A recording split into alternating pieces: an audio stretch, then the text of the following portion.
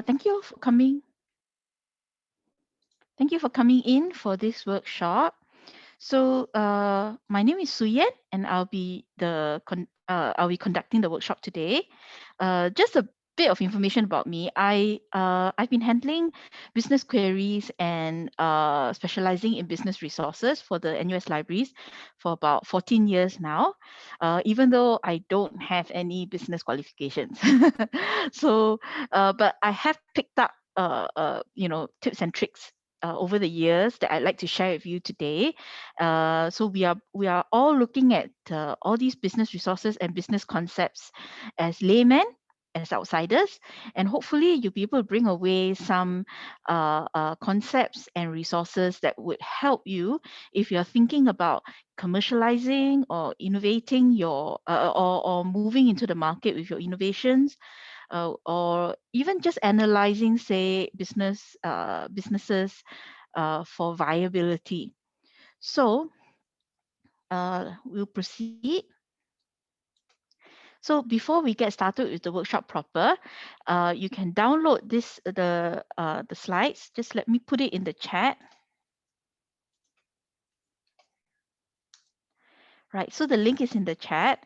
And if you have a mobile device with you, like a smartphone, you can also scan the QR code, because we'll be using the poll everywhere to ask questions along the way. And you can also we'll also have a Q&A via poll everywhere or via the chat window at the end of the session. So let me put in the poll everywhere link as well in the chat. Right, so it's not open at the moment, but just to save a bit of time, we'll just go in. And I think the next slide we will start the poll everywhere, just to get to know everybody. So I'll just give everybody 1 or 2 minutes to either scan the QR code or click on the links provided in the chat screen. I hope that my voice is clear enough. If just let me type it in the chat.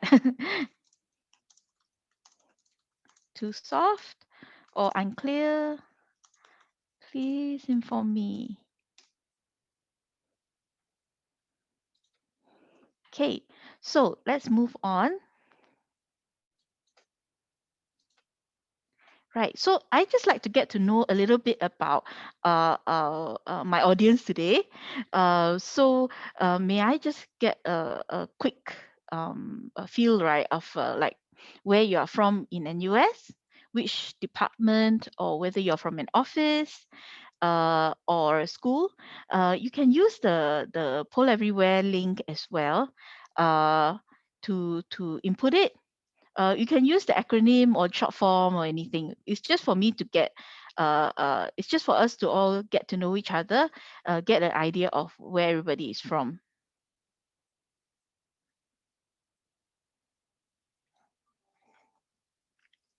I hope that the Poll Everywhere link is working. Just let me check it myself on my phone.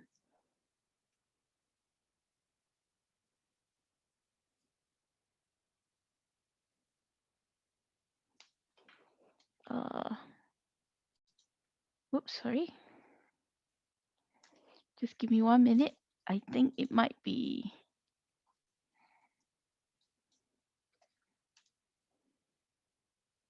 Okay, hang on 1 second.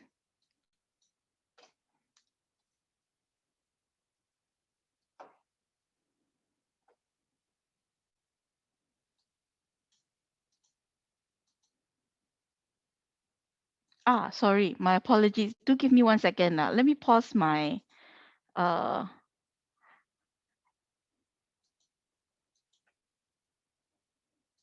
share for a minute while I try to log in. I was logged in earlier today, but I'm not sure why I got logged out again.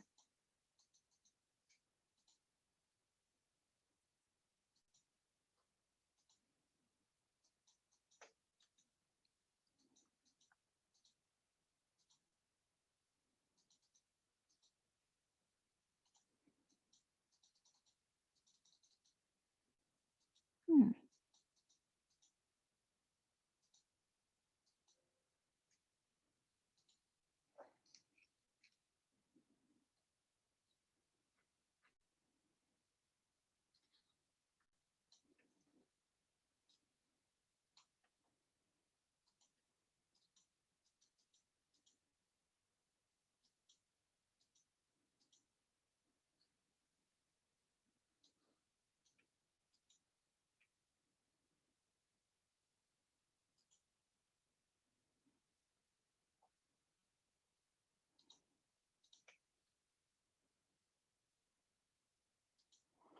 Oh, I'm afraid my poll everywhere has problems. I'm unable to get to the login. So we'll have to skip the poll everywhere questions for today. I'm terribly sorry. Just give me 1 second to get back to our share.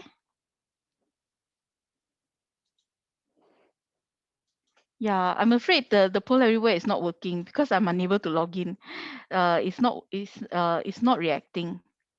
Ah, the wonders of technology.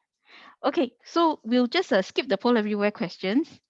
Perhaps you can also give me some of your answers in the chat as well. But today the agenda, right, will be why do you need to do business research? And some basic research, business research frameworks that you might find useful when you're looking for information, because sometimes it may seem overwhelming and you're not sure where to get started. So some of the business frameworks, right, might help you to sort of organize your thoughts and what kind of data that you're specifically looking for. After that, we'll get into the online databases and do some demos. And then finally, we'll have a Q&A and feedback.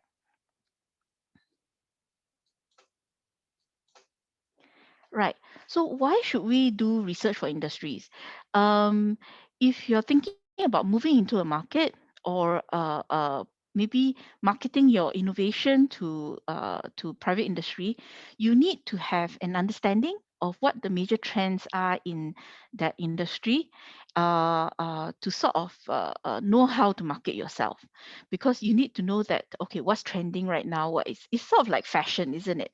Where if you're trying to sell something in a way that is a bit outdated, people will not really pay attention.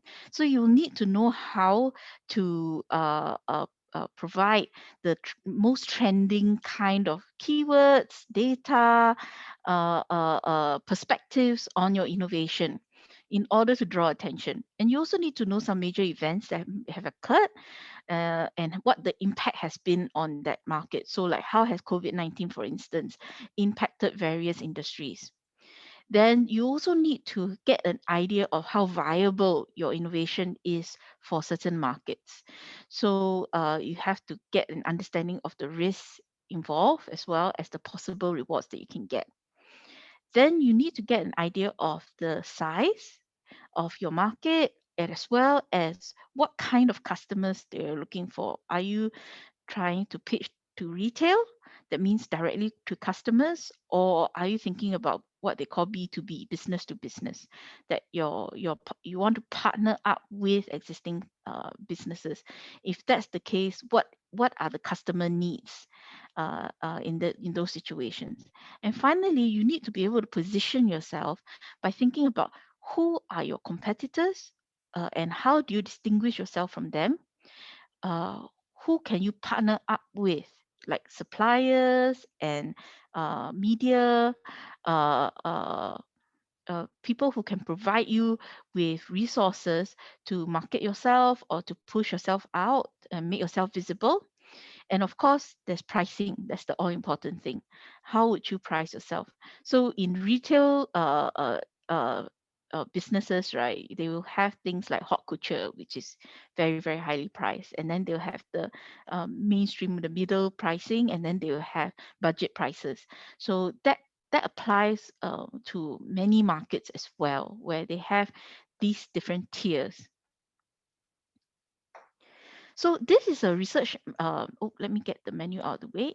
Okay, this is a research methodology, right? That's actually from a report from Frost and Sullivan. But I found that it's actually very useful to get an idea, right, of the kind of research that you would have to do in order to get an understanding, right, of how to push innovations into market or get an understanding of the market. So the ones on top, right, you probably are very familiar with, your secondary research. So things like your journals, conference papers, policy information, compliance, finding out what are the thoughts of the leaders in the industry or leaders in the research. Then you have your primary research where you may have to actually talk to or interview the people in the field, so your engineers, your tech heads and stuff. Then there's also patent research, because if for any innovation, you want to make sure that you're not infringing on any patents. And then there are stakeholders. So stakeholders can be in both directions. So whether they are your partners, or your customers, or your suppliers. So anybody basically who would stand to benefit from your innovation are stakeholders. So you need to get an idea of what they are thinking and doing. And a lot of the business side things, right, that you can get hold of, the information you can get hold of, would be like market research reports, then tech and business challenges, the market potential and needs. So forecasting data is very important, and quite a few databases, right, will provide at least a 3 to 5 year forecast for a lot of industries. And of course, the drivers. So what kind of um, factors, right, are actually pushing this market to better potentials.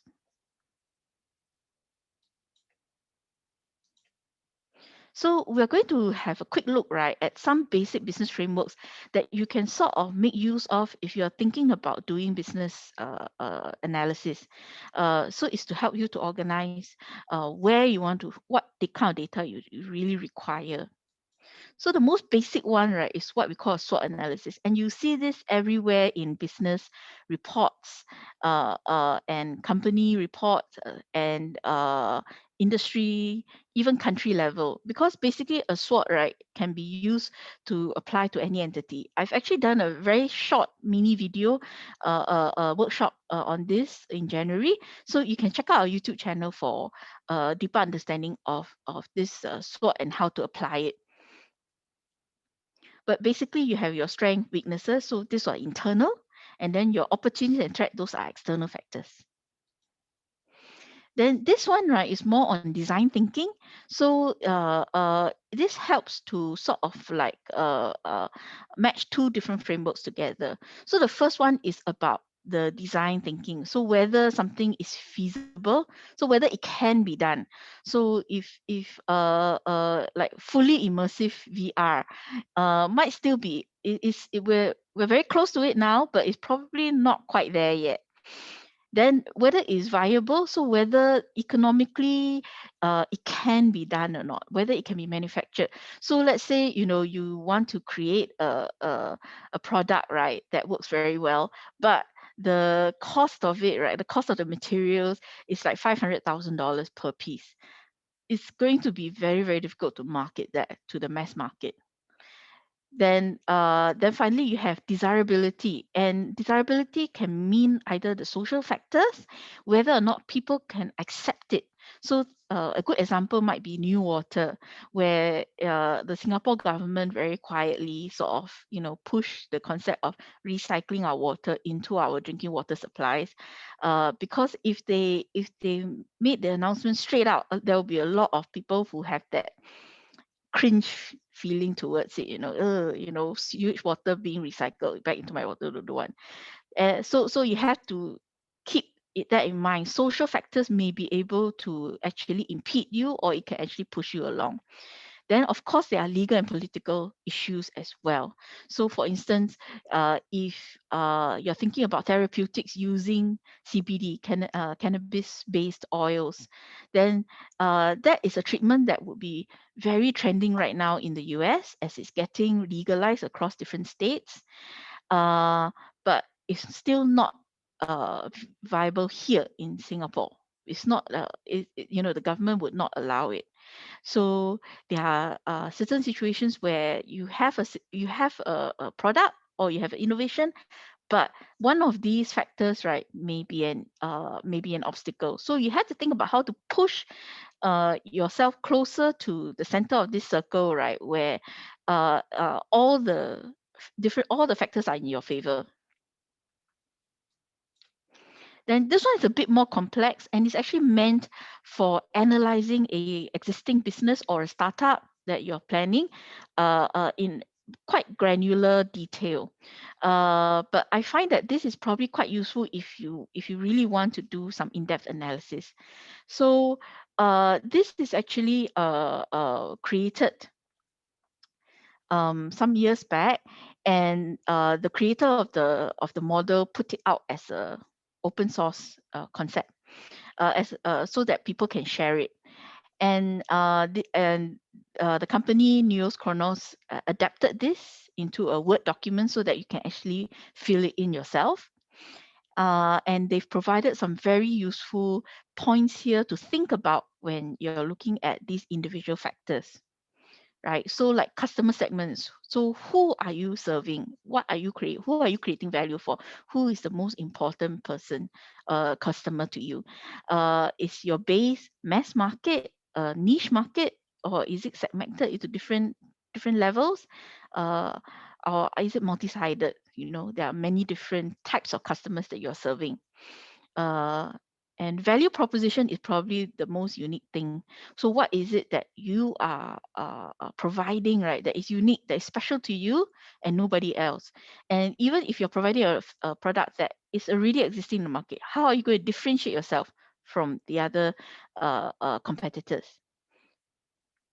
right? So I've adapted this into the data sources that we have available that would be useful. You notice that I haven't filled in all of them. So revenue streams and customers relationships, I'm still thinking about it. I'm still trying to figure out if there are any data sources that I can use that would be useful for these. But the value proposition, for instance, right, to do competitor research, to do industry level research, and also to get a little bit more knowledge about your competitors at the company level. So these are some of the resources that would be useful for doing that kind of research. And of course, for customer segments, right, consumer research Pastor is excellent for this. They do a very in-depth consumer analysis across different demographics, across different countries. And then, of course, at industry level as well, you may want to find out, customer surveys or the consumer expenditure across different industries.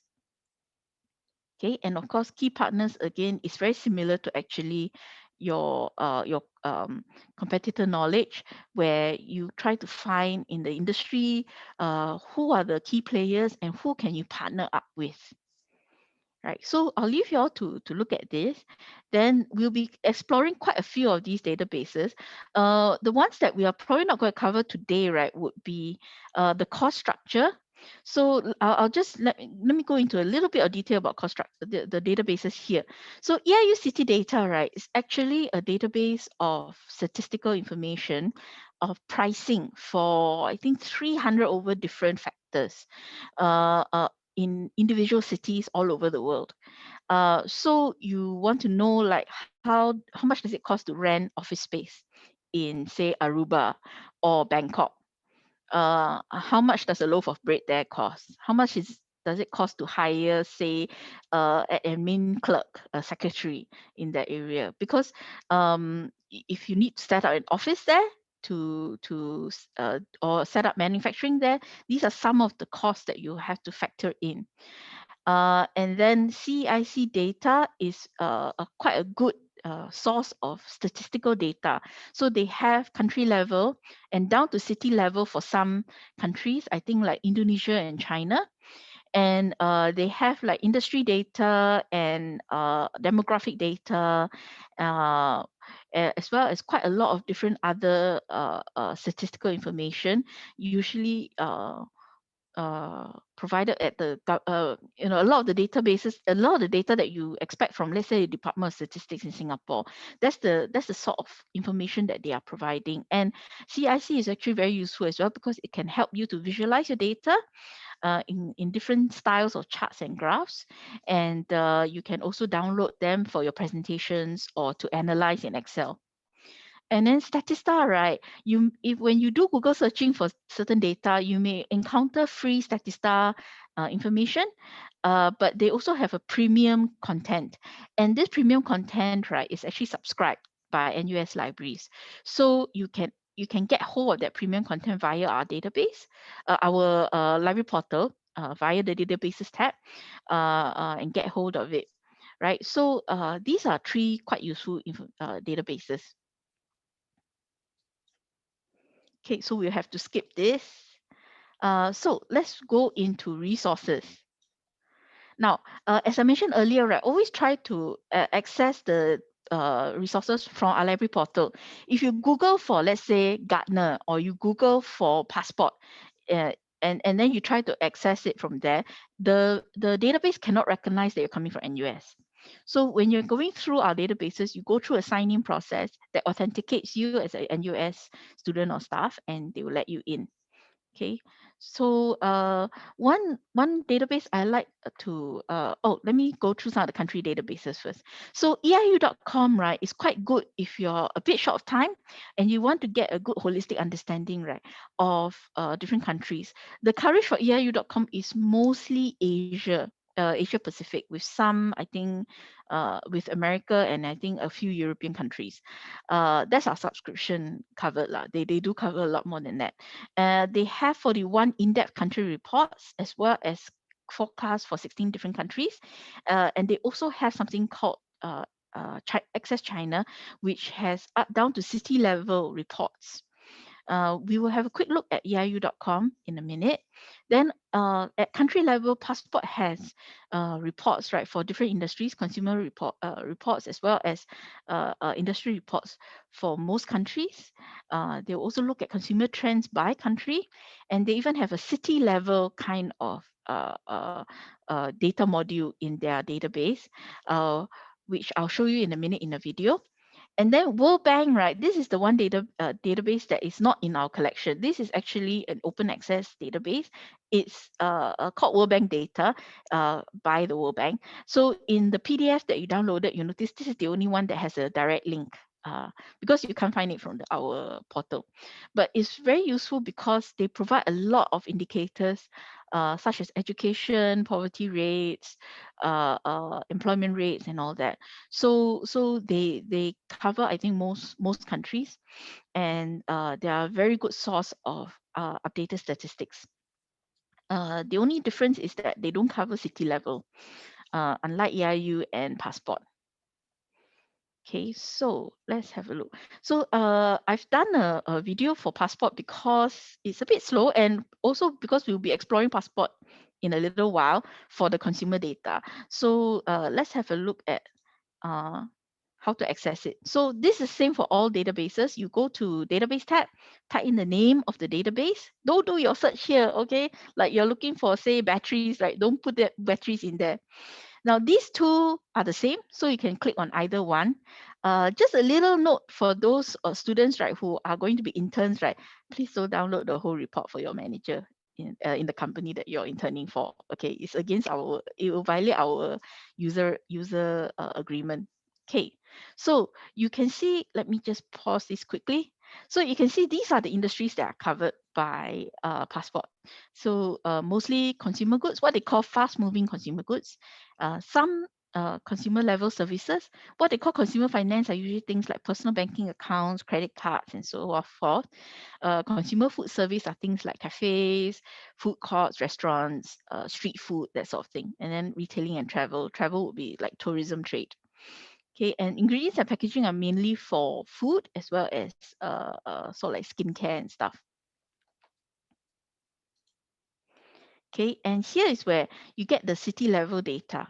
So business dynamics, right, is also quite useful because that will also help you.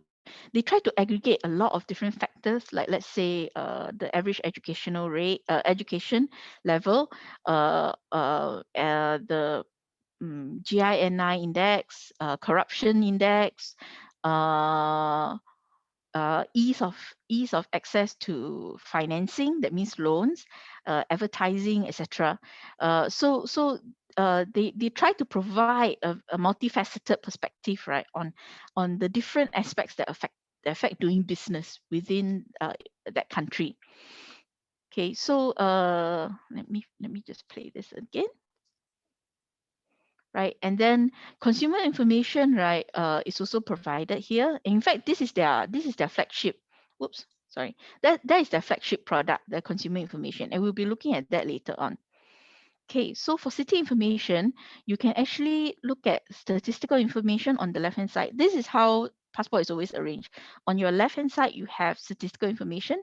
So you can see they have a lot of different factors climate, air pollution, population, etc. And then here, right, is where you can select the reports. It's not an excellent listing because, oops, sorry, hang on one second. Where were we? It's not an excellent listing because it's just all the reports that have city level content. So initially they'll give you all the latest reports. So you notice that they have uploaded recently all the Turkish cities. You can limit it to the different regions on your left hand side by geography. So let's say if I look at Asia Pacific, right, you'll notice that it's actually quite a mix of different reports. And one thing that I'd like you to notice is that the reports here don't just cover consumer products. They talk about mobility, they talk about trends for the future of cities, they talk about business strategies. So if you're looking for certain issues or topics, like for instance, like transportation, mobility, robotics, it's actually worthwhile looking at Passport for these analytical briefings, opinion pieces by their analysts, because they might have some information available in there, even though their focus is on consumer products. Because anything that has an impact on the average consumer, Passport is interested in finding out and putting out some information about it. Then they have data graphics. Data graphics are actually statistical information that they have put into graphical format. So it's to sort of like give you a quick pictures of what's going on with the numbers in these different cities. So they, they'll provide you with all the different graphs and charts and tables. Unfortunately, the data graphics here are a little bit on the old side for the Asia Pacific one. So I decided not to go into them. Right, so that is Passport for city level data. Oh, oops.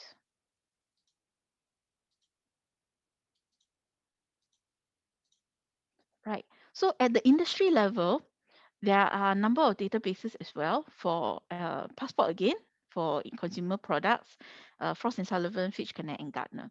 Okay, so before we go into these, let's have a quick look at eiu.com for the country level one, because it is quite useful. Oh, sorry, there's a point in the chat for about the PDF. Let me just put in the link again. Okay, so for those of you who might have come in a bit later, I've provided the link to the PDF of this set of slides in the chat window. Right. Okay, so let me just. Okay, so this is World Bank data. Yeah, so you can actually just type in certain points like Singapore, right, and just put in, and it'll give you quite a lot of the different data. I find that, of course, you can find this in Department of Statistics lah, in Singapore, the Singapore government website, but I find this much more user-friendly, to be honest. Department of Statistics, you have to go through a whole set of menus and all that. So it's like, yeah, so if you're a bit short of time, I think World Bank is quite good. But you notice that city level data is probably not available. So let's say if I put in Bangkok, right? No, there's no results. Yeah, so you have to keep that in mind lah. The World Bank data covers only the country level results. So let's go to our portal. Can everybody see? Oh, hang on, my chat screen is gone. Oh, sorry. Just 1 minute. There we go. Okay. So can everybody see my browser? If you're still looking at my PowerPoint screen, right, please do tell me. Right, so databases, and then we'll look for eiu.com. If you just search for EIU, you notice we actually have a few different EIU, quite a few of these. Some of these are actually they're not really they're sort of outdated because EIU has shifted to their eiu.com, right? They consolidated a lot of these into EIU.com itself. So like Viewswire, I believe, and profiles. These will be the older years reports, more archival. EIU City Data is a totally different interface because it is purely statistical information. Okay, so we'll go to eiu.com, then there's the login screen. Right, sorry about the small size. Let me make this a little larger. Okay, so this is our NUS landing page. And you can see that there are, this is Access China. So our subscription covers, right, 7 provinces and 13 cities, which you can see here. Okay, the data tool, right, is useful, but I recommend using CEIC data because that's where EIU gets their statistics for this set of data from as well. And we have the whole listing of all the cities there in CEIC data. Okay, so for the analytical reports, use eiu.com. For the statistics, go to CEIC. Then they have forecasting data as well for this set of countries, 16 countries, the reports. And then they have these biannual financial services reports, mainly for the finance services. Okay, China Hand is the old name of the Access China database, so you don't have to worry about that. It's a very clunky interface anyway. So let's just have a look at one of these country reports. Let's look at, say, Cyprus. Once in a while, the link might go a bit awry because they might put in the wrong name of the country in the URL. I think that happens to China a lot. Yes, it still says Philippines. I think I wrote to them already, but never mind. Okay, so for Cyprus, it gives you an idea, right, of uh, the size of the country. So if you want to know like basic data, so how big is the country? Where is it? What's their politics like? Population size, that sort of thing. So let's say, this gives you immediately a very quick understanding. It's like a Wikipedia entry, I suppose, but a bit shorter. And then you can get a look at its political structure. Okay, what is the legislation like, the main political parties, etc. Okay. Then under economy, you notice that there are certain links, right, that have a diamond next to the Cyprus. Just remember, diamonds are expensive. We cannot afford them. So diamond means that these are outside of our subscription. Oh, sorry. Eric asked what is C? It's actually CEIC. Sorry if I spoke too fast. Data. So it's a database. And in fact, if you look at the business model canvas, I mentioned it under cost structure. Yes, under cost structure section. So if you search for CEIC in our database tab, you should be able to find it. Okay, so yeah, but you can actually have a look at the ones that don't have a diamond, and there will be some headlines, the growth, expenditure, etc. That they'll give you some forecasting information about. So it's not entirely closed off. There's still some data that you can look at. Uh, then credit risk, and then business environment. So you notice that it's actually, if you're familiar with PESTLE, PESTLE, so political, environment, economic, social, technological, legal, and environmental. So that is a very common information framework, and the economist actually sort of follows it in some ways, where they look at all the different factors, and they consolidate that into these reports. So you can actually download a lot of that statistical data into um, uh, the Excel spreadsheet to work with if you need to. Okay, Cyprus is not the best example because you will notice quite a lot of these are under diamonds, but the Asia Pacific countries would have more data available. Yeah, so that's EIU in a nutshell. It's pretty easy to use, and EIU actually produces The Economist. So if you're familiar with this icon, right, they are a very authoritative publication on all things political in the world. So as well as economics, of course, is in their name. So that's when you think about, oh, how do these journalists get all this data? How do you know how to analyze it this way? They put all that data here, right? So let's have a look back at our slides again. So we've covered country data, right? We've looked at passport, we looked at EIU, and then we had a quick look at World Bank. So I'll leave you all to explore this on your own. Would you all like 1 or 2 minutes to look at these 3 databases? Yes, no? If you can put up your hands or something if I can see it. Or we can move on to industry databases straight away.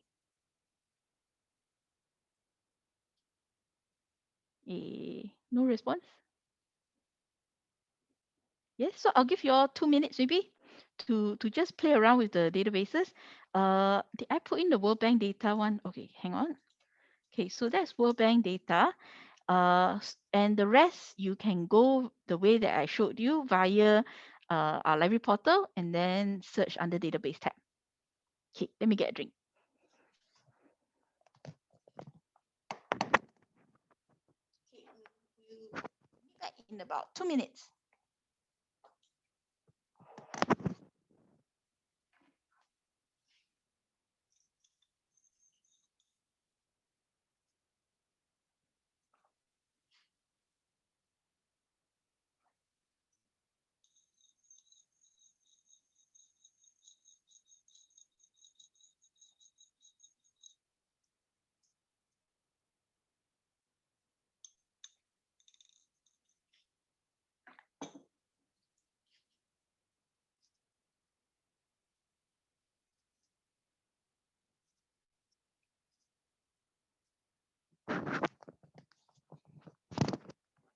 For those of you not interested in testing out the database, if you have any questions, this is a good time to put them in the chat, and then I'll try to answer them.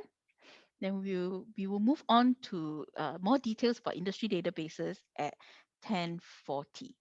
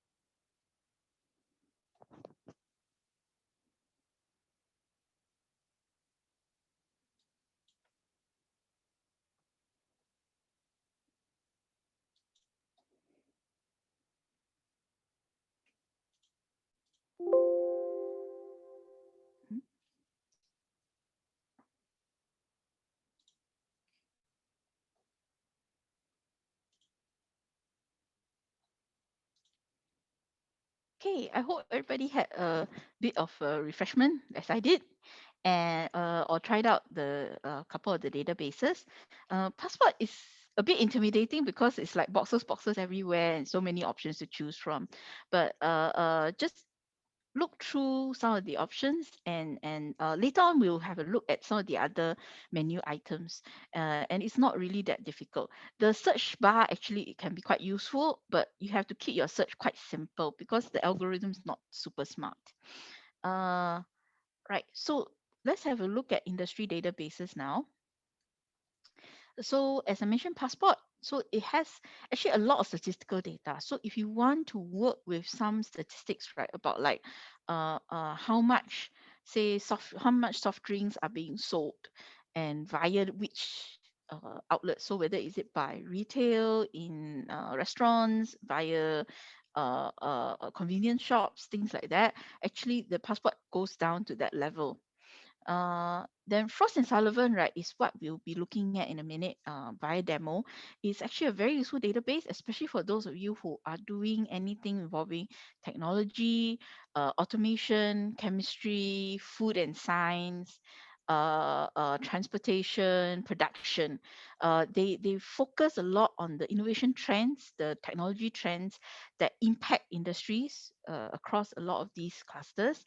And they will even provide details about what different companies are doing in that area, the market sizes, the CAGR, what they think the market growth will be like over the years, and they do country level analysis as well.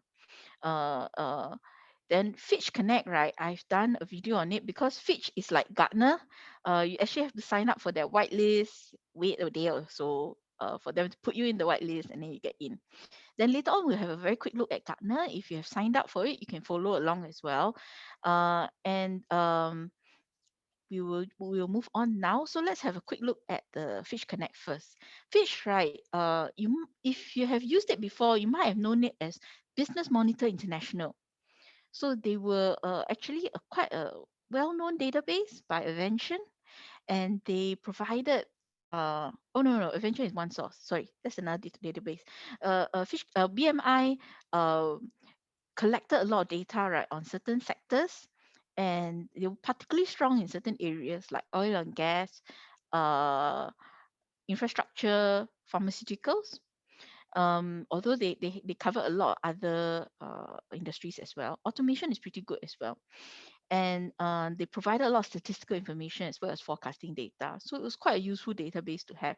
Then about 2 years back, they got bought over by the ratings agency Fitch, and the data was incorporated into Fitch's overall database. So you notice that Fitch Connect, right, has a lot of these like issues and ratings, because it also has Fitch's ratings of companies, banks, and countries. So like sometimes you read in the business papers, right, about, oh, such and such company got downgraded to AA plus uh, by Moody's, by Fitch. That's the ratings that's provided within Fitch Connect. So let's have a quick look. And Fitch actually has quite a broad range of data, but because their main clientele are corporate clients, they try to make their reports and their analysis very short. So if you're used to like 20, 30 pages long articles, right, these will look like super short to you, because a lot of the analysis is usually around a page, 2 pages.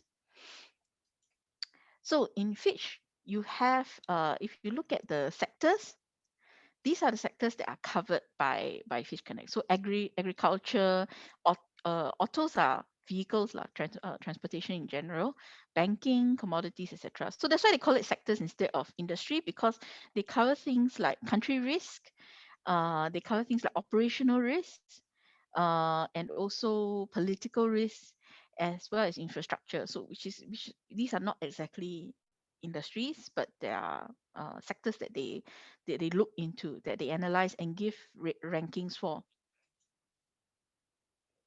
So let's have a quick look, right, at what this operational risk is like, and which is quite a useful thing to look at, to think about. If you're thinking about, oh, I want to go to, say, Myanmar right now to do business. So what is the rating for that country? How safe is it to do business? That's how high is that risk? So these are some of the reports in PDF format, and then these are the main, their data, the statistical data, their reports, and this is their risk reward index. So all these are placed on a scale of 1 to 100, or possibly 0 to 100, but I haven't seen a 0 yet. So the lower the score, the worse it is, of course. And if you look at Singapore, we're pretty good across the board. Okay, we'll just go back up the table, right, to see what this stands for. So it's like operational risk, the labor market risk. It's an overall rating about like how easy it is to get the kind of staff, how well qualified they are, how likely they are to like jump ship, that sort of thing. So they analyze that as overall and give a rating. And if you are interested in looking at other types of risk factors, oops, you can actually hang on. Yeah, so you can actually add or take away different. I am so sorry. My mouse is all over the place today. Hang on. Yeah, so you can actually add on different types of factors. So this is logistic risk, so LR. So let's say if I decide, oh, telecoms and water and transportation is very important to me. So I'm going to have a look at what the risk factors are for these, and then of course you have your trade and investment risk, taxation, for instance, and the crime level, how vulnerable, and so forth. So and then you see that it is added to the table right here, right? And if you want to export it, you can export these tables to Excel. If you're interested in knowing how they've calculated this, there's a PDF on the methodology. So you can look at how they have come to these ratings. Then let's have a quick look at what a typical industry looks like rather than these risk reward ratios. So the country level analysis, they will look at individual countries, and these are like the trending topics. So they will produce short reports, right, of the topics that are important at that point in time. Okay, but then if you want like a regional report, you can look at these. So for instance, this is Asia Pacific's pharmaceutical report. And then if you look at the right hand side, like, no Singapore, there's Taiwan, Philippines, Vietnam, China, Singapore leh? There is Singapore data in this report. There are certain points inside. So for instance, like Singapore is mentioned here about whether we are under the TPP and etc. As well as the risk reward index. Okay, but you might feel that this is not sufficient for me. I want to look at Singapore data. So you can actually go to the country reports, and then under APAC, right, you should be able to see Singapore here. So this is Singapore data, and it goes to 2030. Mm, hang on 1 minute, one big blank page there. And yes, so they will do the forecasting for the individual subsectors within this industry. They do the SWOT analysis of the industry. They will also cover as the forecasting information. So it's quite recent. You notice that. So even up to December of last year, right? They've included the data from there for this data. So for the statistics, right? You notice that anything that's in the future has an F. There's an E because that's estimated data. So 2020 they have the data already, but they may not have finished analyzing it. So they have put an E there because it's a preliminary estimate before they have fully finalized their analysis. Okay. Yes. So if you want to look at the individual reports, you can actually also select these, and you notice that some of these, right, look familiar because there are sections of these of the main report. So you can actually, if you don't see the country here in the listing, you might want to search for that particular country under their dashboard here. And you notice that when I try to autofill the whole name, it doesn't work. I actually have to use the drop down menu provided by clicking on the triangle. So if you type in the name and then nothing happens, right, click on the uh you click on the triangle and scroll down to look for the country. Okay, these pop-ups appear quite frequently, so you can just get rid of them. And then these are all the articles that appear uh, uh, most recently concerning this market in this country. Right, so you have analysis. The overview actually consolidates the analysis and the reports. So the risk reward index was what we saw earlier, and then you have your industry insights, etc. Okay, and we'll just have a look at the article just to give you an idea, right, how short it is. So it's like a it's a bit longer than a typical newspaper article. So you can see that it's just about one page. Okay, so that's Fish Connect. It has quite a good qualitative information because it's actually targeted at investors and corporate clients. So they have a lot of this very current business knowledge. Okay, well, right. So let's have a look right at Frost and Sullivan as we looked at here, and then we'll have a quick look at Gartner finally. So let me just get out of here and open up Firefox. So we just look for Frost and Frost and Sullivan.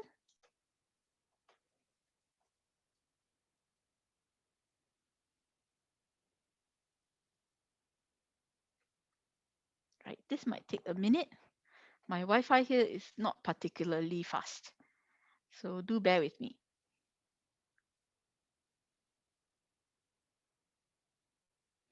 Okay, Frost is actually a pretty easy database to use, but the reports they have can be very detailed. They generally provide pretty long reports, either in like a PowerPoint slide type of format or in articles style format, which is a little less common. And the least common one is what they call databases, where they actually provide a huge load of data sets, right, in an Excel spreadsheet format.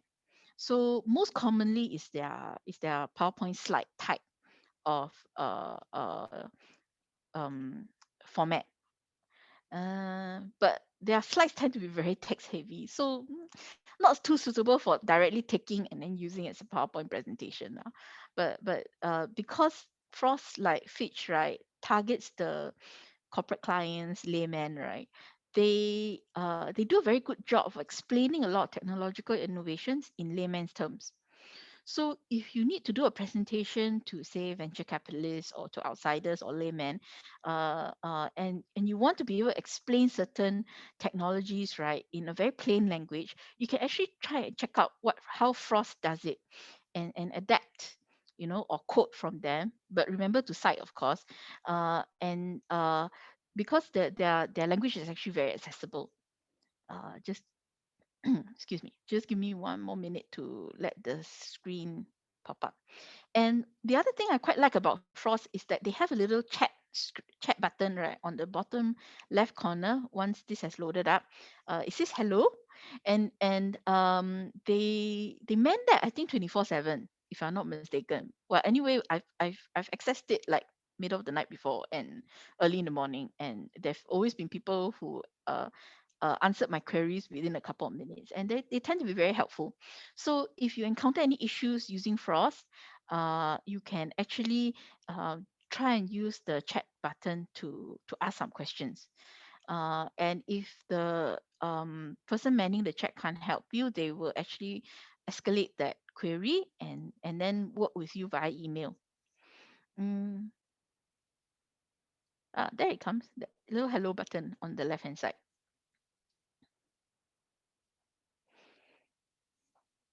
So I've used that help button a few times already, asking for additional information sometimes, like a professor wanted to know more details about all the different deliverables. That means all the different types of reports that are available in Frost.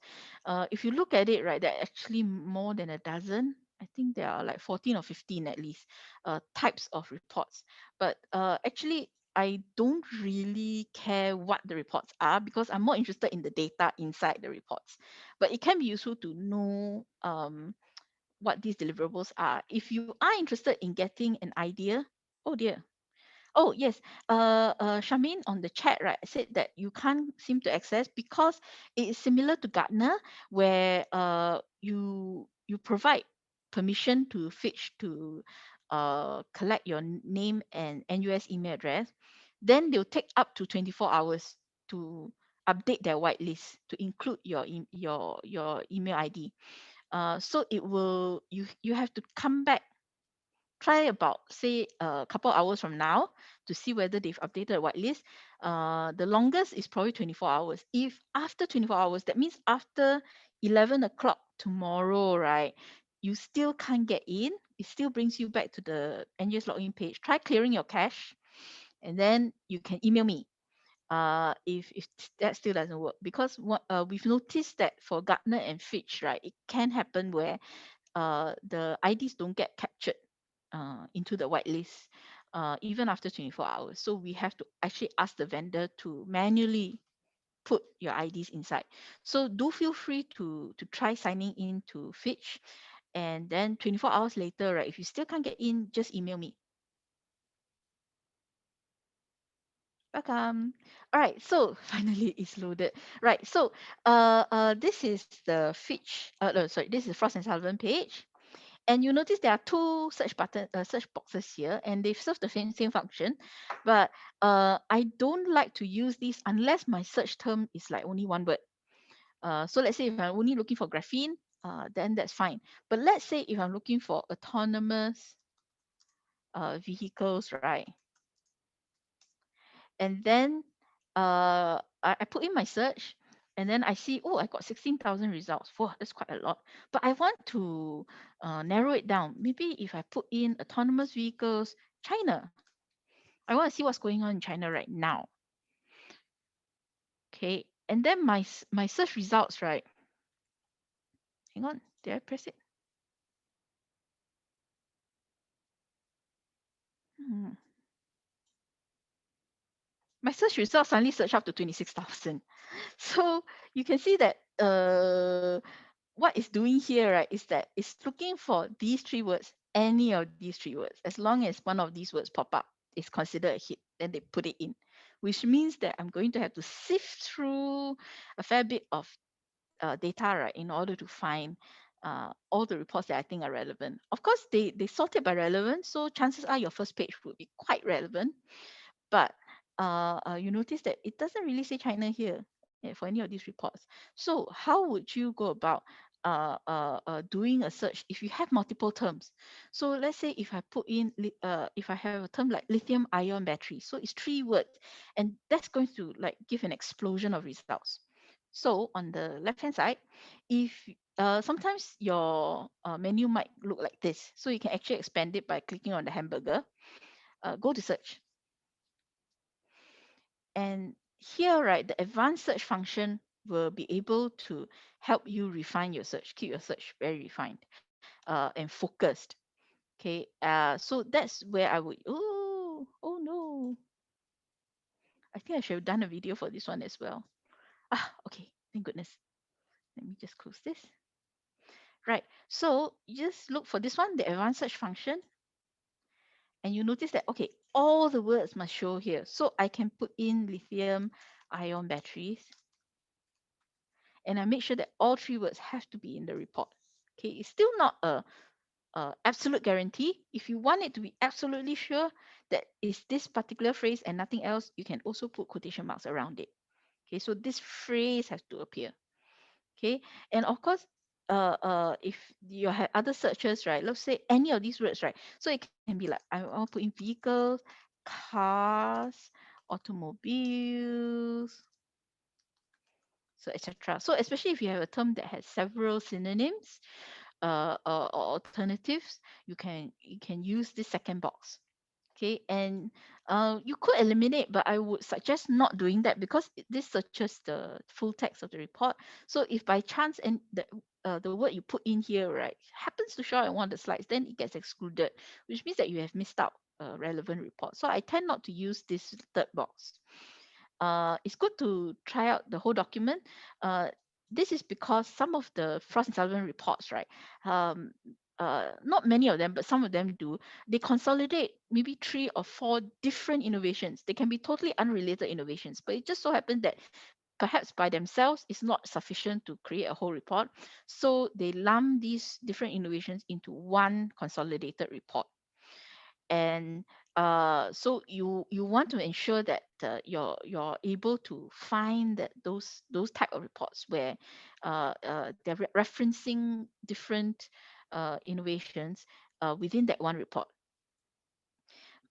Matching broadly means that they'll try to look for closely related terms to this. So the singular, the plurals, or terms that are similar, like maybe they'll look for trucks, trains, Uh, Industry is again another one that I usually try not to touch, for the same reason as the whole document thing, where they might plonk a certain report under, say, for instance, under, say, electronics and security. But because there are three or four different innovations inside, one of the innovation might come under perhaps ICT, which is what you were looking for. But because it got lumped under electronics and security and you chose ICT, you're not going to find that report. So I would usually leave this alone as well. Then this one might be useful if you just want to focus on a particular region, so Asia Pacific. Now, your question might be, I just want to see China or I just want to see Singapore. How do I do that? You have to do it as the next step after you got your search results, right? And then the default is the past 20 years. Well, default is always starting from 2000 now.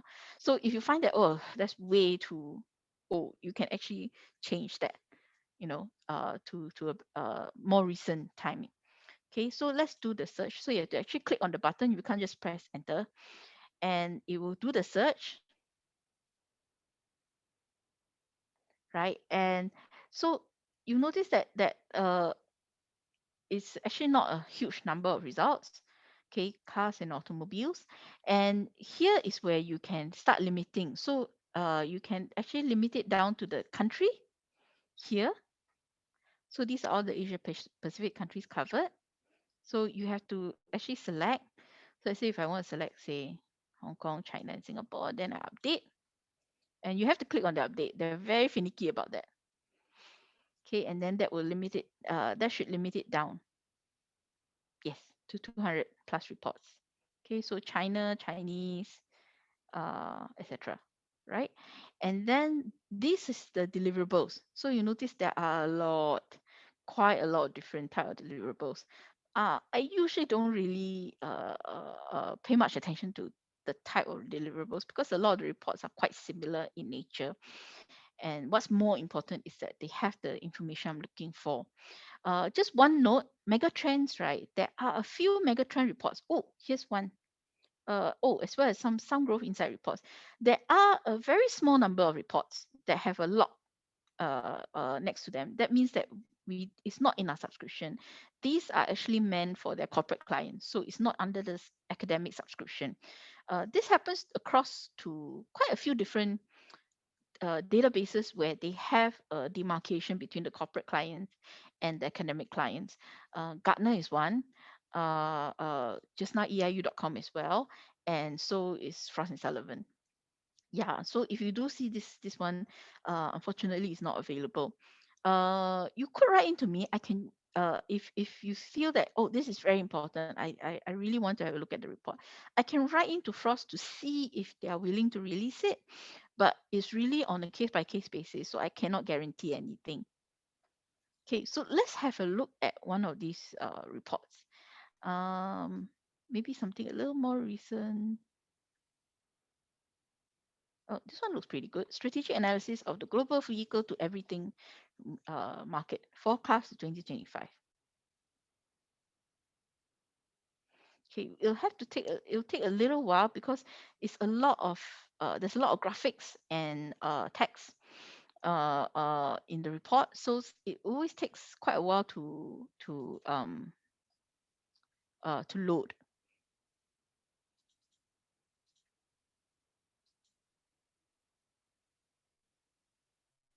But I hope it's loading.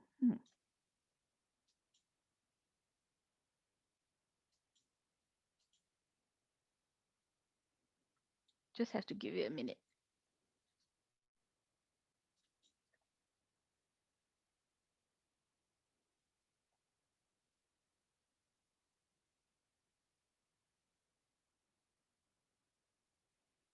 Okay, let's try a different one and see if that will work. Oh, sorry. If you click on the icon, right, it actually sort of sorts it into a little folder for you to like a bookmark. Hang on. maybe if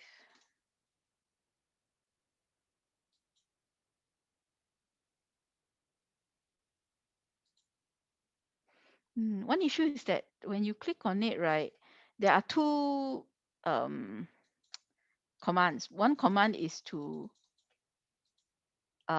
expand the abstract, and the other command is to go into the report. And I think the page is constantly thinking that I just want to expand the abstract. Okay, let me try this in Chrome and see if this will work out any better.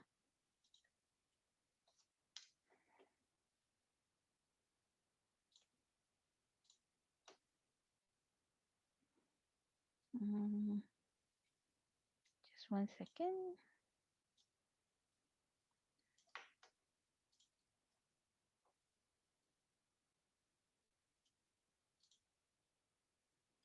Or it just might be the Wi-Fi here. Whoops, sorry.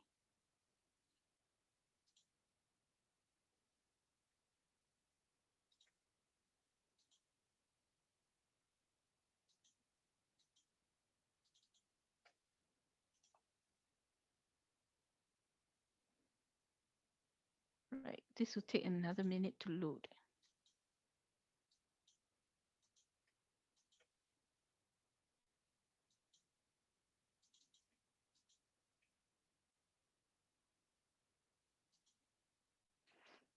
Apologies.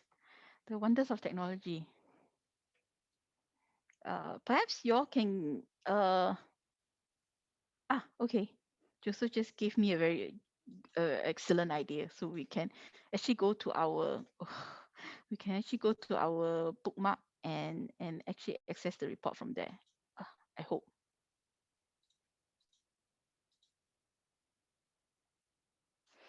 Yeah. So you can just take this time to explore the Frost and Sullivan database. You can also check out the browse. So it'll give you an idea of which industries are covered by Frost, and you can see by the number of industries covered. Um,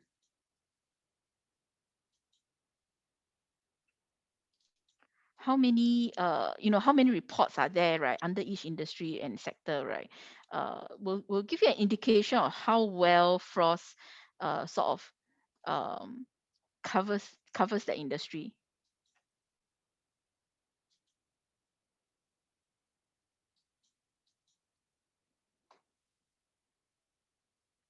Right, so okay, maybe let's have a look at the browse function instead,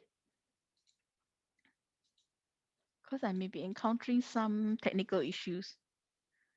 Still takes a long time to load.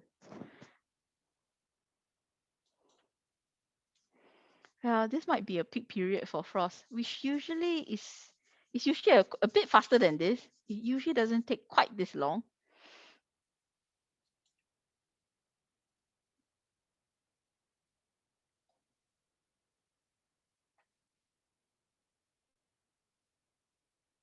But as I mentioned earlier, right, if you're interested in like chemistry, manufacturing, automotives, IT, uh, food science, um, Frost actually has quite excellent resources. Okay, the downside of this database, right, is that quite often a lot of their one-off reports, not the scheduled ones, because they do have like annual reports or industry reports that they update on an annual basis. Some of their innovation reports, right, like their tech vision opportunity engines, for instance, right, are one-off. So that means that they may look at that particular innovation in that context in 2015, 2014, and then they won't come back to it again because they are moving on to looking at other innovations in the current time.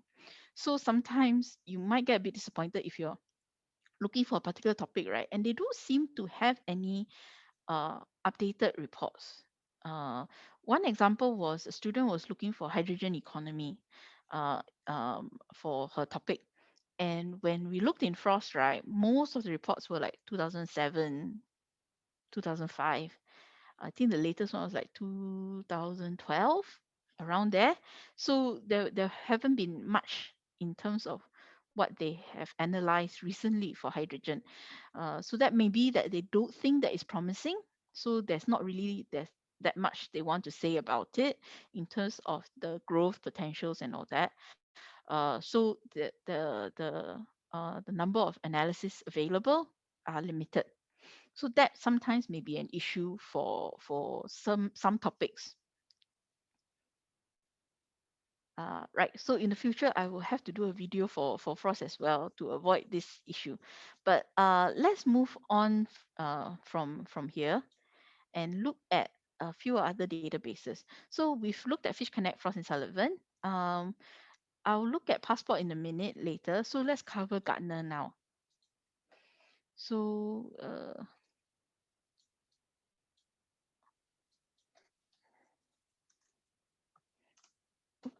hang on.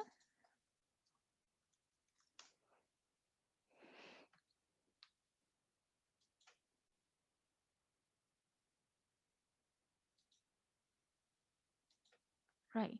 So Gartner, you tend to have to go through two logins because the second one is when the whitelist is assessing you. So you may encounter another login sometimes. I think because I'm on campus, I don't need to go through that. But when I'm at home, right, I tend to have to go through one more login screen.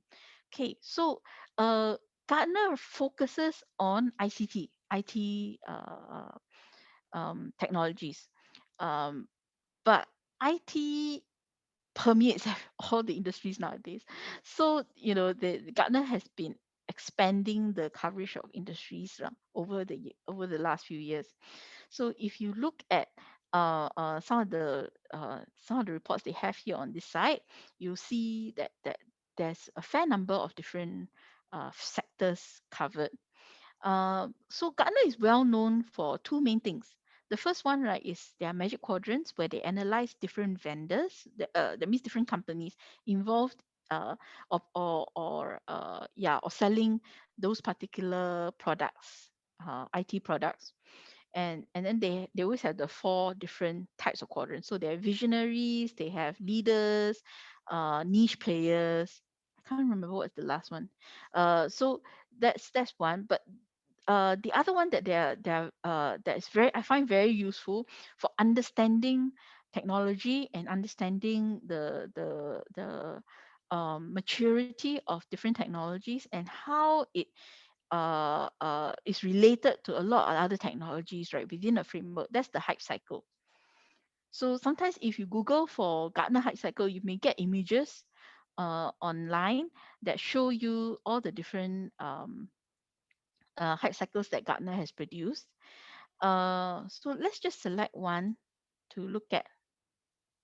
So let's say cloud computing. So that's a very hot topic nowadays. Everything's going to the cloud, even our emails nowadays and in our shared documents and so forth. So like for instance, OneDrive is and Inbox are all cloud based. So the difference between the what you have Googled for, right, and what's on Gartner, right, is that it's interactive. So it's not just a pure image. You can actually click on the different technologies and learn more about them. The thing about the hype cycle is always this shape. So it's always this sharp steep curve and then this more gradual one, and it's always in these different areas. So they have the triggers, which means that these may not have occurred earlier, not necessarily in terms of time to the other technologies, but they are sort of the foundation. Uh, they give this whole framework, right, the cloud computing, the foundation. So for instance, like a distributed cloud, meaning that the cloud services, right, they usually will have different servers in different places. Okay, so that's definitely one foundation that forms that makes cloud computing possible, right? Then they have peak or inflated expectations is when they have some of these technologies, right, which are very ambitious. They are thinking about, right, how can we push this? How can we change the world with this technology? And a lot of this may or may not pan out. Very often they don't, or they may have a maturity rate that's like 10 years in the future because of how ambitious it is. So like quantum computing, which some universities, I believe like Cambridge has a quantum computing research center now. So it is being researched into. It's not impossible, but being able to move it into the mainstream may be another matter. So they'll actually define the quantum computing. They justify why it is placed here in this part of the hype cycle, right? They give some advice to their corporate clients about um, how this innovation may be useful, what businesses it can impact, who are the possible vendors that you might want to work with if you're interested in this technology, and and a few other ratings lah. Then finally, you have the trough of disillusionment, right? Is where people realize that okay, we've been too ambitious. Let's try to tweak this. Let's just make small little improvements to sort of make this more accessible, more usable, cheaper, efficient, etc. So things like IoT, the Internet of Things platform. So it enables development, deployment, management of solutions, right? Connecting to all the different IoTs. So sometimes the technology may be obsolete before it hits uh, what I call it, before it hits maturity for various reasons. Might be that they found that this is a dead end technology, or it no longer meets the needs of the consumers or the businesses for today. So for instance, repatriation, which is where uh, the return of the application is migrated. I also don't quite understand what this means to its original. Well, I suppose it just means that it's no longer on the cloud. It's put back into the internal server, right? And possibly this is something that Gartner thinks uh, people are not likely to move back to this, except in possibly very, very rare scenarios, right? So they have put this as obsolete before it hits the plateau. That means before it hits maturity. The slow of enlightenment is when this starts to move into manufacturing, into industry.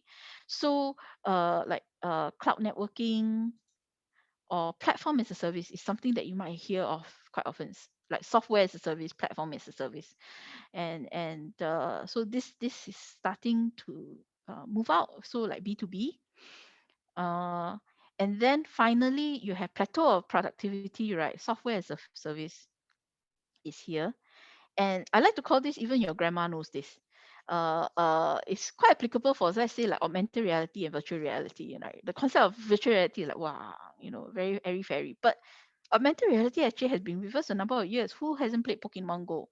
There's been a number of augmented reality apps that are easily installable on smartphones, mobile tablets, etc. So even if you might not know the term SaaS, but chances are everybody is using some form of it somewhere, even if it's just like Google Docs, right? So the plateau of productivity basically is when the technology has fully hit mainstream. It is permeating consumer, industry level, etc. So that's how this hype cycle works out, and you can actually hit the different areas to learn more about these technologies. If you do want to see all these different factors, right, as a whole report, as a whole article, scroll all the way to the top, and then you can see view full document. So this is where you can see in more text-based format. So if you find that click and look kind of thing is a bit distracting, this is a more traditional layout that might be easier for you to digest.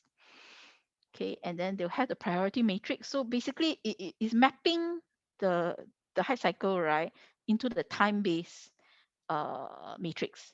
So like when they expect these to hit like the maximum maturity. So cloud computing less than 2 years. So probably by 2022, 2023, it should be like fully integrated. Everybody should be accessing a lot of these in some way or another.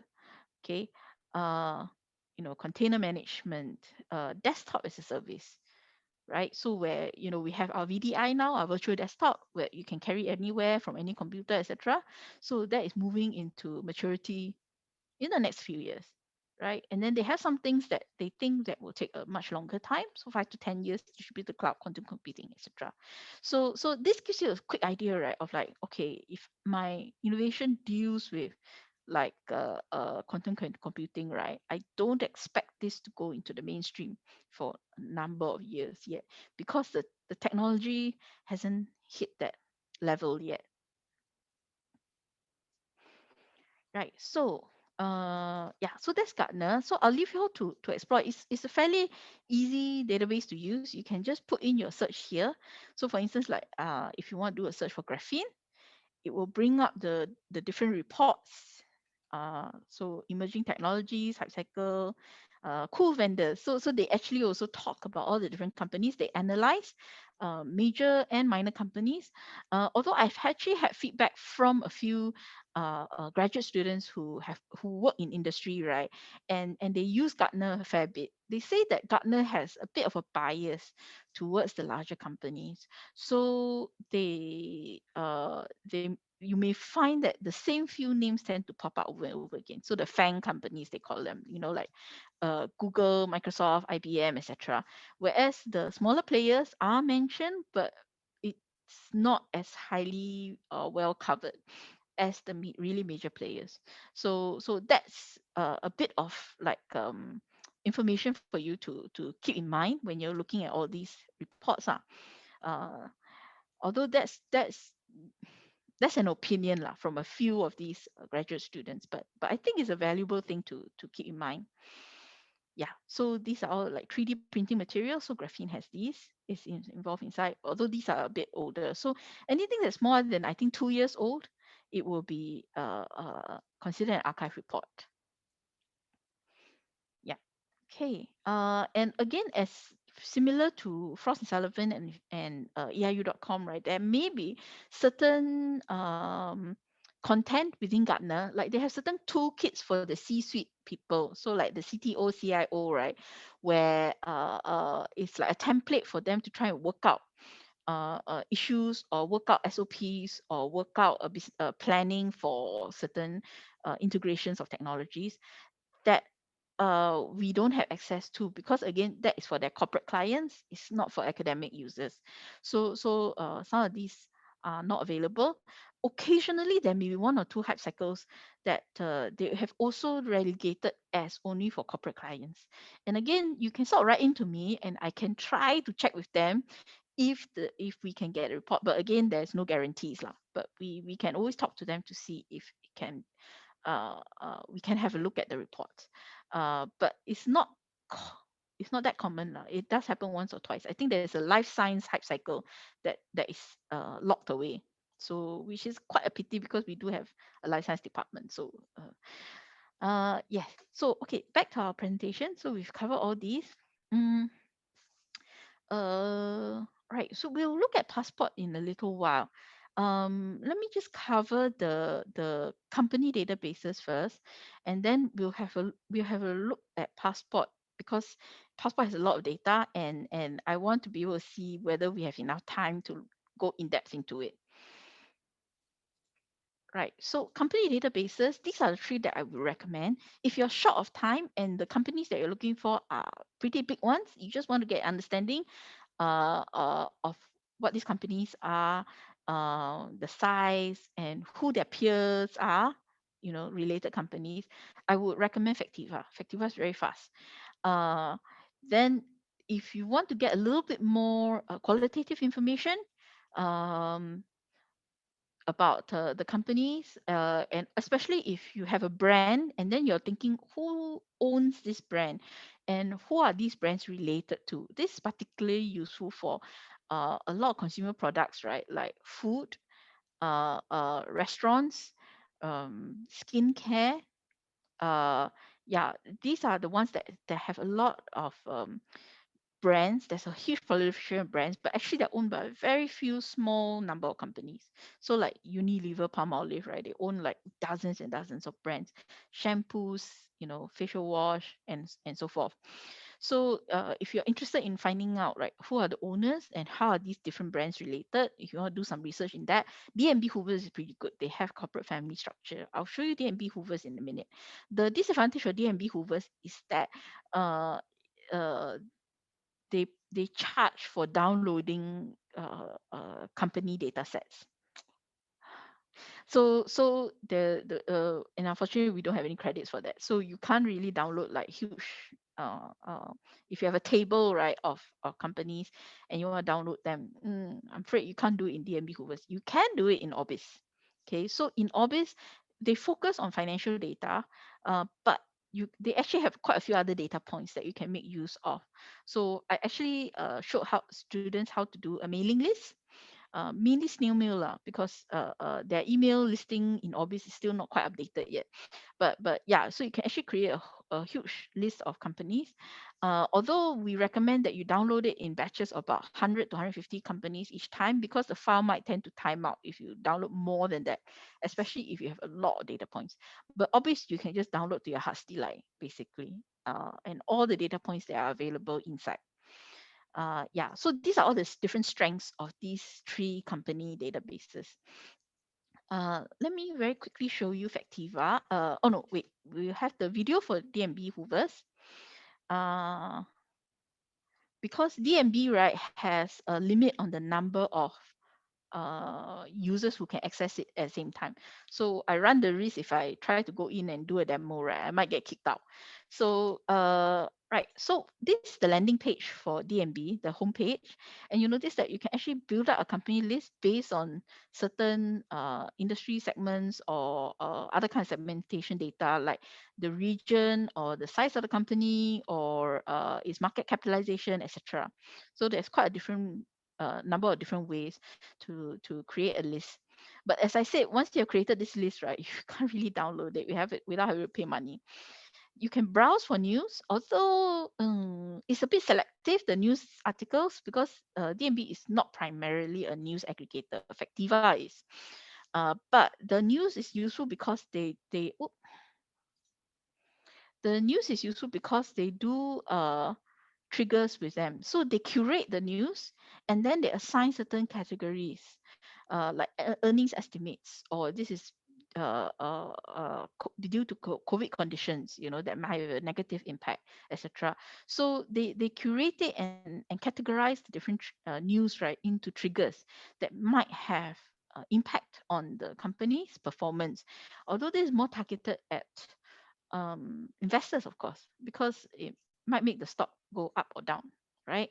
Contact information, you can actually also search for individuals, but Orbis is also pretty good because Orbis actually has LinkedIn. They provide a LinkedIn link that you can go to LinkedIn to look for these people. Although I find that if for certain names it doesn't quite work out that well in Orbis, but still it's still available there as well, and you can download. Then you can look at industries and analyze certain the different markets, right? But usually I would use DMB, right, to search for a particular company. So that is right at the top. Uh, is the menu hiding it there? Okay. So this is where I usually do my searching. Oh, no problem. We'll have the video available, so we'll send you the video, Prof. Ham. Thank you for coming. Okay, so let me go through the video. Let's try this out. Yeah, so all the different boxes, you can just click on them to get started. But this is how I usually do use this. So let's say I'm looking for a company called Yum. And I think it's a US company, so I'm going to ignore some of these, the China one, etc. So I'll just check this one out, right? And then you can see that it gives some biographical data, how many employees, the type. So whether it's a subsidiary, it's an independent company, private company, or a parent company, which means that it owns a lot of different subsidiaries, which industry is in. If there is a logo available, they might put this up. And you notice that this is like halfway across, up the Fortune 1000. So it's a pretty high ranking company.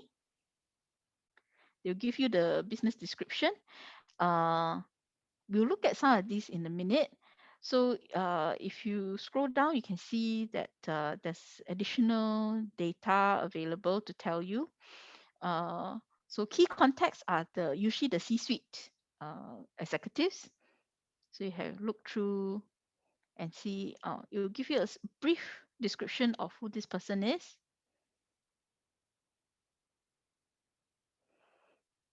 Right. And as I mentioned, right, there is the corporate family. So it's on the left hand side here. And this is where you can sort of get an idea, right, of all the different brands and subsidiaries, right, that are part of one company ultimately. So you notice that actually Yum own, you might not know who Yum is, but you definitely know KFC, you know Pizza Hut, you know Taco Bell. And then you sort of get an idea of like, oh, about 10 odd years ago in IMM, right, they used to have this integrated one. They had Taco Bell, Pizza Hut, and KFC all together in one shop. How did they do that? Because they are all owned by the same parent, right? And so all these young brands, right, actually probably under them, they would be running a whole host of different independent looking restaurants and cafes, but actually they belong to the same chain, right? So these are all the holding companies that may own various outlets in these towns. This is the SWOT analysis for the company. So as I mentioned, you can do SWOT for anything. You can even do a SWOT for yourself. So you can try that out as well to sort if you want to do a bit of self-analysis. Then they'll have triggers. So you notice that they categorize like whether it's a product launch, earning result due to coronavirus, etc. And if you want to collect these and save this, it's quite easy. You can just select the tick box on the top corner, right, to sort of read. But these usually are pretty short. They're like newspaper article size. Then you can actually just click on the read source to go to the original article. Yeah, or print this out in PDF, save it somewhere.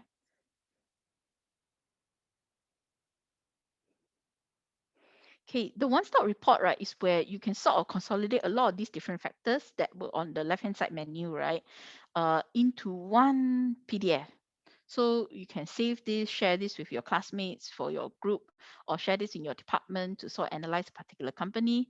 So you can pick and choose all the different factors. So for instance, right, I want to see all these different peers and companies and all that. But I actually have to tell you, DNB is not excellent at doing industry peers. If you want to do industry peers, especially for larger companies, try Factiva. And I will show you in a minute why that is. Okay, so you notice earlier, right? Yum owns KFC, Taco Bell, and Pizza Hut, etc. Correct? Okay, so it might take a minute or two for them to generate, depending on how many factors you have put in. So you can actually browse the database while it's generating. But once it's ready, right, the pop-up window will show up, and this is the report, right? So these are all the different categories that I've shown, and look at that. Okay, let me just go back a little bit. So this says, right, closest industry peers: Yum Restaurant Services, Taco Bell. Look familiar or not? So basically, it's saying, yeah, these are very close because they're the same company. So DNB's analysis here is a little bit hit and miss sometimes. Closest company again, Taco Bell, Yum Industries. So it's like, this is a perennial problem that has been going on for many years. I honestly don't understand what the algorithm is like, but I think it's because they don't really look at the global ownership of the companies. They just look at the size and industry, and then but oh, okay, we might have missed this while I was complaining. Analyst reports, these are really good. Now, these are usually very, very expensive to get hold of. These are usually, if you've ever done any stock investment, right, a lot of these banks and analysts like JP Morgan's, right, do a buy, sell, hold kind of report where they tell their clients, right, buy this stock is going up, sell this stock is going down, hold on to this stock because there's a growth coming, but not so soon, that sort of thing. So this is where you can get the selection of reports that are available in DMB Hoovers. Oh, sorry, where was I? Yes, so you can just click on this, and then you'll be able to see the analyst report available. Technologies in use, right? I put this in and I thought it was interesting, but actually it's like this huge long list of all the different tech that they use for their securities, their servers, cloud storage, etc. Which can be very tedious to look at, but unless you're looking out for a particular kind of technology lah, and you're wondering who are they making use of this. So these are all the different technologies. These are their competitors. So this is a slightly better listing than the peer analysis earlier, where these are actually companies that are not related to them. These actually belong to another brand, right? So like Chipotle, Chick-fil-A, and all that, mostly US based lah. But then you have Domino's and so forth, which are international. Then I also included financial summary, the SWOT analysis that we have seen earlier. Yeah, and signals, right, are basically ratings that they have for all these different factors. So do they do business in these particular countries? Yes, they do. Then it's 100. Uh, then do they adopt advanced technology? Yes, they do. So it's also 100. So news and then e-commerce, do they divest? So it's all these different factors lah, which includes I suppose ESG if you're interested, the environmental, social, and I can't remember what G stands for now. Uh, where it looks at all the different social factors related instead of just purely financial ones. So things like female friendly, environmentally friendly, etc. Social media presence. Okay, so that's DNB Hoovers. Do try it out. Sometimes you may not be able to get in because all the user slots have been used up. So that's one issue lah. But you can always try again in a little while when other people have logged out. Okay, so right. So let's have a quick look at Factiva, right? And some of you are probably familiar with Factiva as a newspaper database.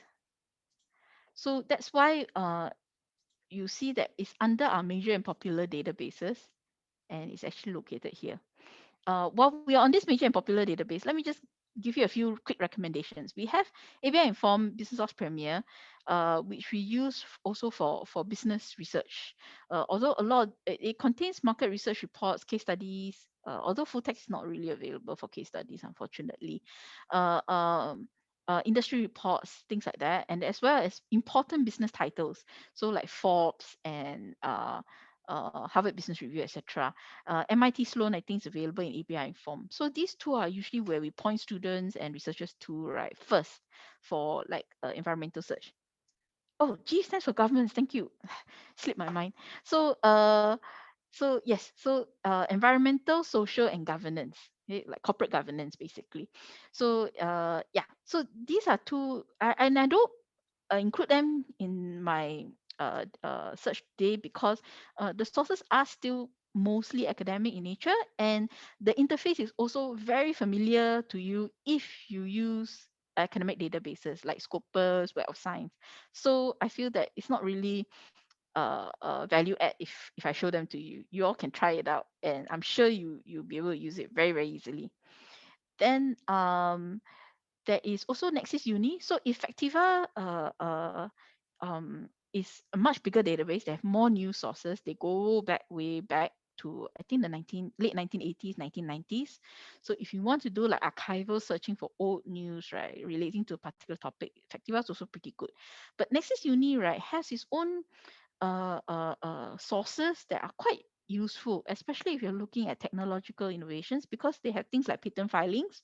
They put out notices like such and such company has filed a patent for this technology. So it's useful for looking at what you call it, that sort of information, the tech information, and they have some company corporate data inside as well. But let's just have a look at Factiva.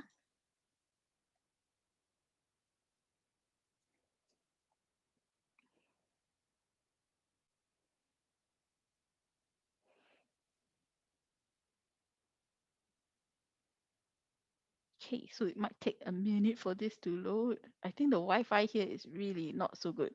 Right. So those of you who do your searching, right, you might be familiar with this page. So where you can do your search for news articles, etc. But what we're going to look at now is here, company uh, data, right? So as I mentioned, they usually cover the larger companies. And I think usually they focus on just listed companies. So if I search for really smaller ones, like for instance, like Gongcha, which I really love, it's a small, it's made a big splash, but it's still a pretty small company. So when I try to do my search in here, I can't really find, there's no results. So we'll be looking at a really huge company today. Let's try L'Oreal, right? So dun, dun, dun, dun, dun, dun, right, and then they'll provide you with suggestions, usually by the size. So I'll just select the top one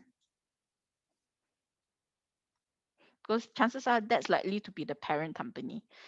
And then it should lead me to,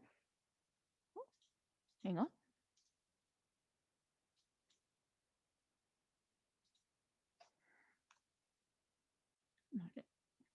Hmm. Okay, usually this will, oh yeah, it is loading. Sorry. Apologies for that. Right, so L'Oreal. Okay, so here is where you can sort of get an overview, right? Very quick overview of the company. And then you have the ownership and its recent stock activity, the description, and then what industry classification. So this might be useful to you if, let's say you're going into Orbis, right? Orbis is a very statistical looking database, and if you want to search for companies under a particular industry, you have to sort of know what the NAC or NAIC CS the industries are lah. These are the different classification codes. Yeah, then yeah, so all the different topics, they're related to all the news that have aggregated around L'Oreal recently. And if you go further down, they'll tell you who the chief executives are. Unfortunately, not unlike D&B Hoovers, right? These are not clickable, so you can't really like check out who these people are. Key financial data. So at one glance, you sort of get idea of its size, the sales, number of employees, etc.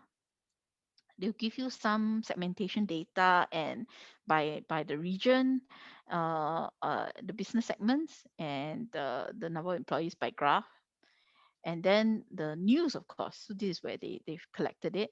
This is what I really like, the peer group listing, and you notice that it is definitely a little bit more accurate than DMB. So if you feel that 10 is not enough, I want to get at least 20 companies, and I would like to see by number of employees maybe, or by market cap instead. So what you can do is that you can customize this list by clicking on peer comparison here,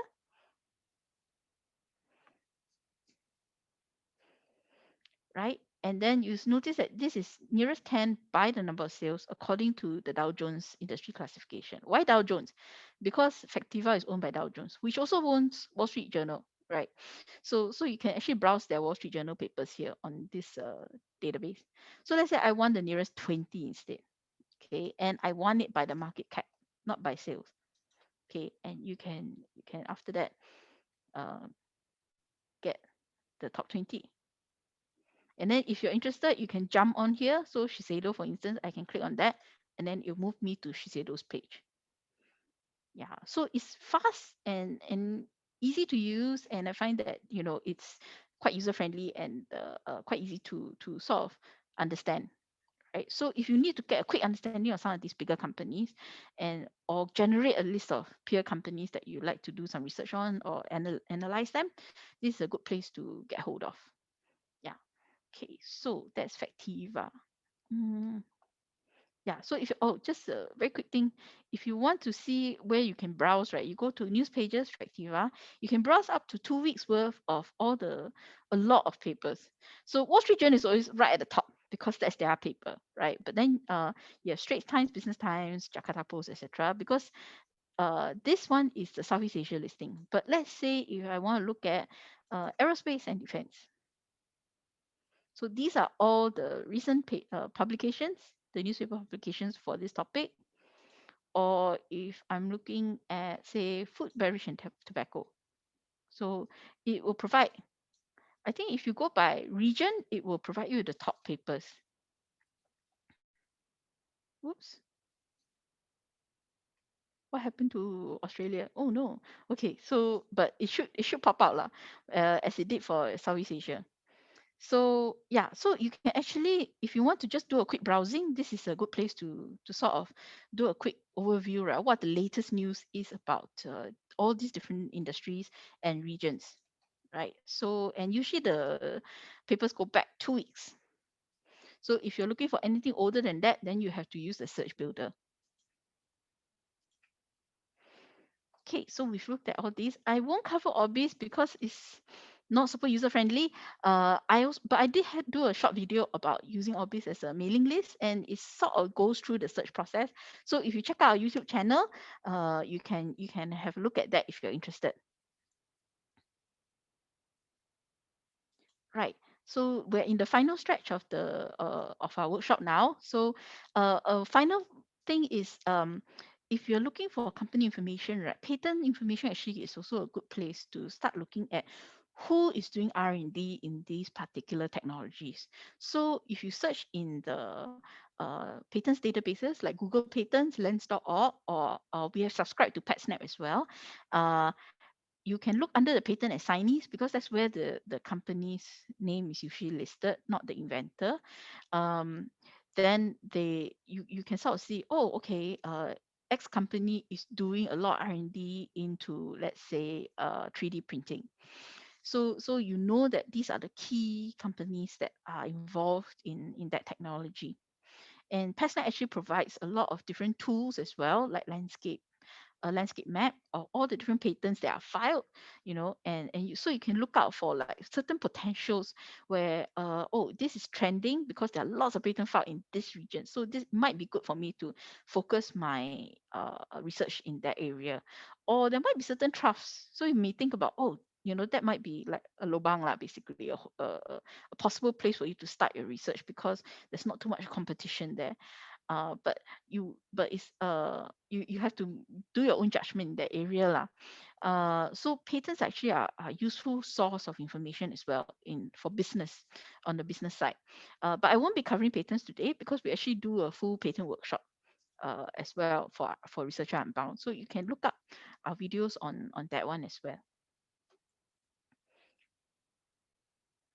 Right. So finally, right, I have a list. So I'm sure, it's a lot to absorb today. So this listing, right, provides you with brief descriptions of some of the business databases that we have. And for some of them, I've provided some pros and cons that I've mentioned today. So you can actually view them at your leisure. Just let me get hold of the link and put it in for you. This one.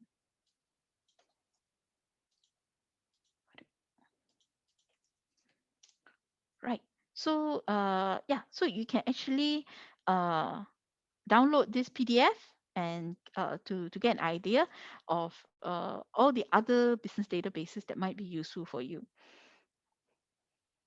Okay, and if you're interested, not just in business topics, but we have literally hundreds of databases. So if you are looking for a particular topic and you don't know where to start, you can check out our LibGuides and then search for the particular subject, right? And usually I or my colleagues will provide some suggestions on which databases will be good for certain topics.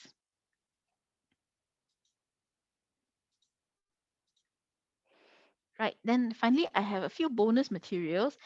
This is for those of you who may graduate, So as graduates, usually you don't have access to most of our databases. For alumni, we have a small selection of resources that are available either via remote desktop or you have to actually come to the library to use those resources. But right now, given the COVID and our very restricted spaces, right? Alumni are still on a case by case basis. You have to request to come in, and it depends on whether we have the capacity to accommodate. So you may be interested in some of these free resources or practically free resources because some of these may ask you to log in before downloading. So there are a lot of these market research companies or industry research companies, right, that produce white papers, or they have analysts give their thoughts about certain topics, right, and that can be very useful data to learn. And generally a lot of this kind of analysis, right, is like thousands of dollars for a report. So you can check out some of these.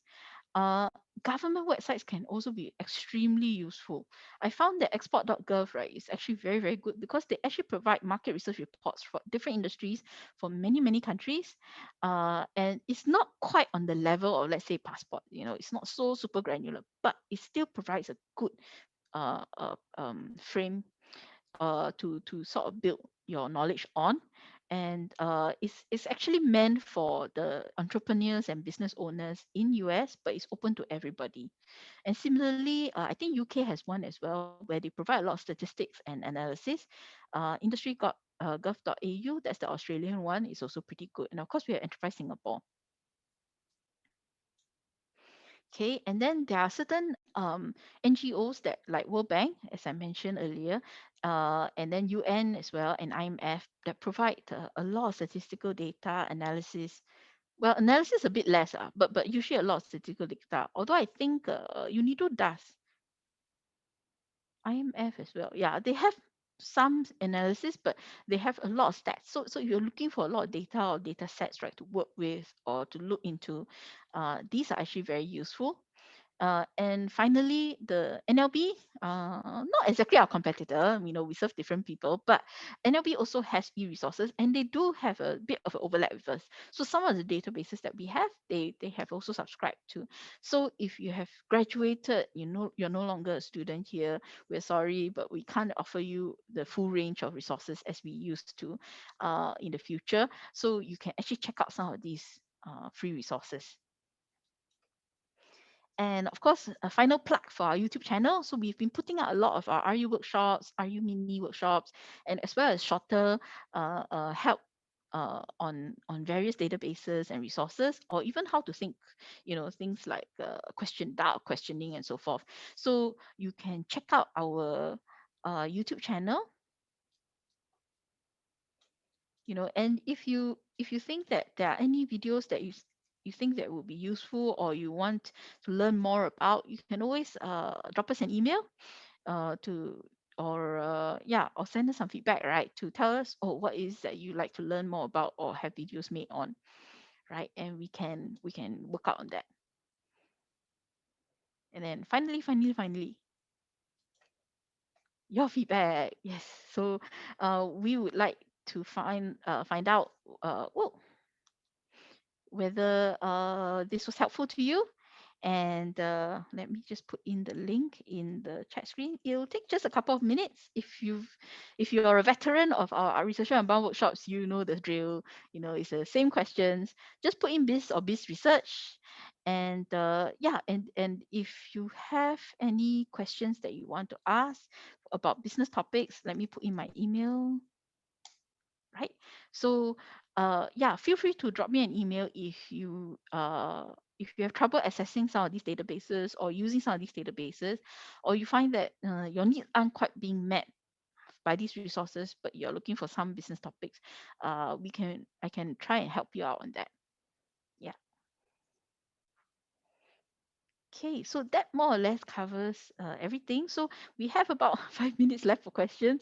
So do feel free to pop your questions into the chat. Let me just put the unmute.